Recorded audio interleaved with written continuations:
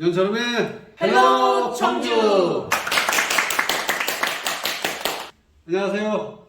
연철음입니다. 자, 오늘은 어린이집을 운영하고 있는 박은경 원장님 모시고 교육의 도시 청주 어린이 교육에 대해서 이야기를 나눠볼까 합니다. 인사하시죠.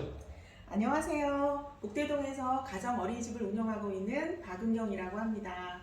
예, 늘 제 옆에서 진행을 맡아주시고 함께 해주시는 윤재씨 인사하세요. 네, 안녕하세요. 이은재입니다. 요즘 코로나 전국에 어린이집 운영하기 힘드시죠? 네, 코로나 전국이라 어린이집뿐만 아니라 다른 업종들도 다 힘들다고 알고 있습니다. 근데 이제 요즘이 보육료가 결정되는 시기예요. 보육 예산이. 그래서 이제 그것 때문에 이제 원장님들이 많이 좀 이제 조바심도 내고 국회도 다니고 하고 있는데, 우리 청주가 교육의 도시라고 아까 이제 의원님도 말씀하셨듯이 이 교육의 도시 청주인데 인생의 첫 교육의 장인 이 어린이집에 대한 관심과 지원이 너무 소홀하다는 생각이 듭니다. 열악하죠? 네. 보육료는 무상보육이 되면서 최소한의 경비를 보육료로 산정을 해서 지원을 해주고 있습니다. 그래서 너무 이제 보육료가 적다 보니까 열악한 보육 환경을 많지는 않지만 지자체에서 지원은 되는 것으로 알고 있어요. 네, 보완해주기 위해서 각 지자체에서 지원금을 이제 조금씩 지원을 해주고 있습니다. 근데 우리 청주는 주요 도시들 다 비교해 봤을 때 이 지원되는 부분이나 항목이나 금액이나 이런 부분들이 거의 최하입니다. 이게 교육의 도시 청주가 맞습니까? 나 때는 유치원을 못 다녔어. 우리 유재 씨 유치원 다니셨죠? 네, 저는 유치원도 다녔고 유치원 경험도 하고.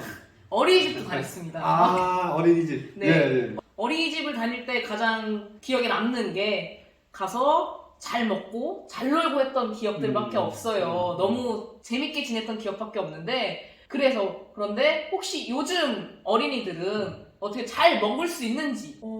많이 그때보다 위생적이나 영양적이나 이런 부분들은 많이 좋아졌다고 보는데요. 물가가 많이 올랐잖아요. 근데 이 보육료에 아이들 급식비가 얼마인지 아십니까? 5,000원? 하루에 1,900원입니다. 네? 이 1,900원으로 네. 오전 간식, 점심, 오후 간식을 해결해야 합니다. 아니, 1,900원 갖고 뭐를 먹인다는 거예요? 그러니까요. 그래서 조금 심한 말로 어떤 원장님들은 개 껌값도 안 되는 금액이다 라고 표현을 하시죠. 그래서 이제 이런 부분을 좀 보완하기 위해서 지자체에서 청주시 같은 경우는 이제 한 달에 하루에 500원 꼴로 13,500원을 한 아이당 이제 지원을 해주고 있어요. 올.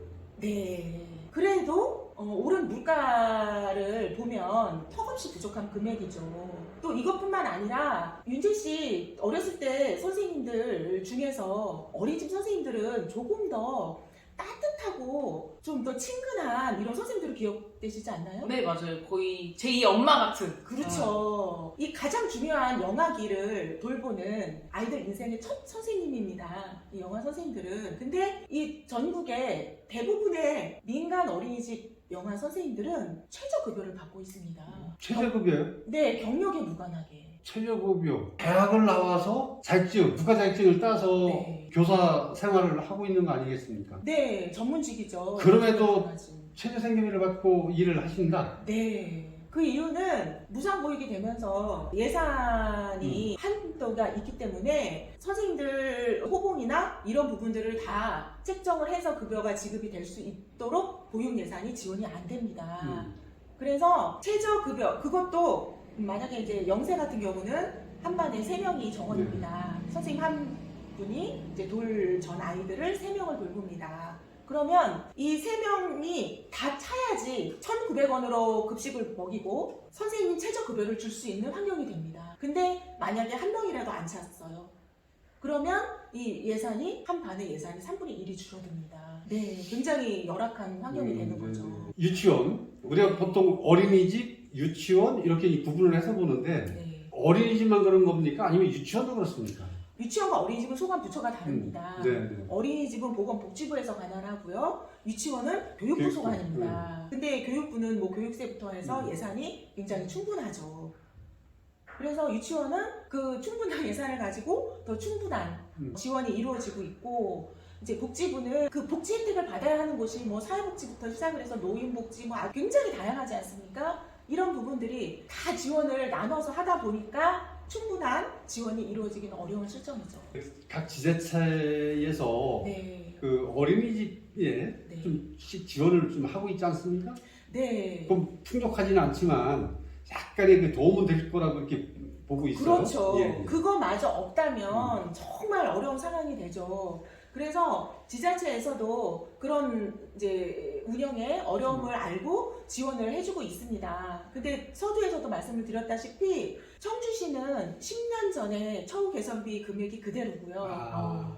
그 10년 전에 그 금액도 다른 시도에 비해서 굉장히 적은 금액이었습니다. 그리고 특히나 이 영아반 선생님들이 처우가 열악한 부분들이 있기 때문에 뭐 영아반 담임수당이라던가 또 영아반 지원비라든가 이제 이런 부분들을 항목을 신설을 해서 지원을 해주고 있는 실정입니다. 그런데 청주시는 그런 부분이 전혀 없죠.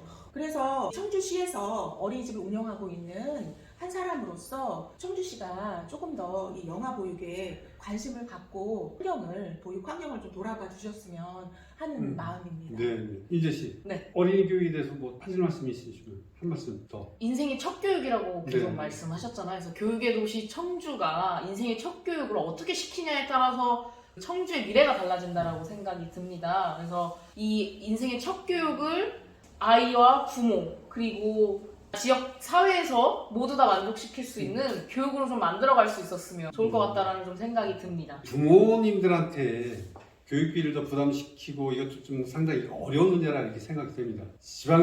지방자치단체에서 생애 첫 교육 시작하는 마당에 좀 지원할 건 지원하고 도와줄 수 있는 건 도와주고 국가교육 자격증을 가지고 선생질을 하고 있는데 체제생활이란 이게 말이나 됩니까? 공평하고 그래도 가정생활이 될 수 있는 정도의 급여는 제공해주는 게 맞다고 생각합니다. 우리 지자체에서 많은 도움이 될 수 있도록 노력하도록 하겠습니다. 유치원 가족 여러분, 어린이집 가족 여러분 힘내시고 행복하시길 바라겠습니다.